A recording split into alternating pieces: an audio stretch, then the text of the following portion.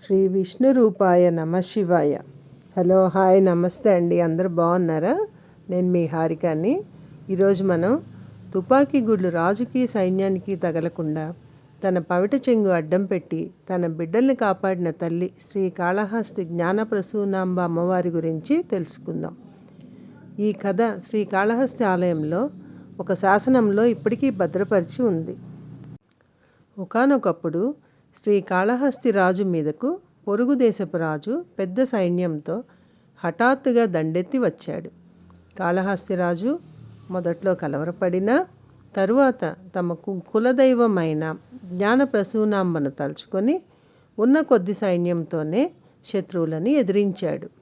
శత్రురాజు మొట్టమొదటిసారిగా యుద్ధంలో తుపాకులు ఉపయోగించాడు. తుపాకుల ముందు మామూలు ఆయుధాలు నిలుస్తాయా? అందరూ కాళహస్తిరాజు ఓడిపోతాడు అనుకున్నారు. ఆశ్చర్యంగా కాళహస్తిరాజు విజయం పొందాడు. ఆ రోజు రాత్రి కాళహస్తిరాజు కలలో జ్ఞానప్రసూనాంబ అమ్మవారు కనబడి తనకు ఒక చీర పెట్టమని అడిగింది.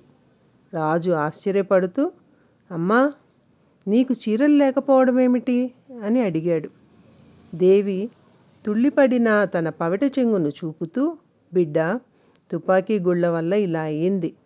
తుపాకీ గుళ్ళు నీకు నీ సైన్యానికి తగలకుండా నా పవిట చెంగును అడ్డం పెట్టాను అని అన్నది అమ్మవారు. కాళహస్తిరాజు ఉలిక్కిపడి లేచాడు. ఆనంద బాష్పాలు చెక్కిళ్లపై రాలుతున్నాయి. తన విజయ రహస్యంలోని రహస్యం అవగతం అయ్యింది.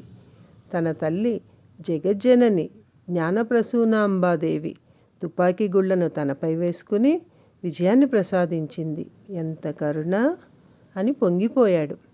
మర్నాడు రాజు జ్ఞానప్రసూనాంబ అమ్మవారిని బంగారు చీరతో అలంకరించాడు. ఇప్పటికీ ప్రతి శుక్రవారం అమ్మవారికి బంగారు చీర అలంకరిస్తారు.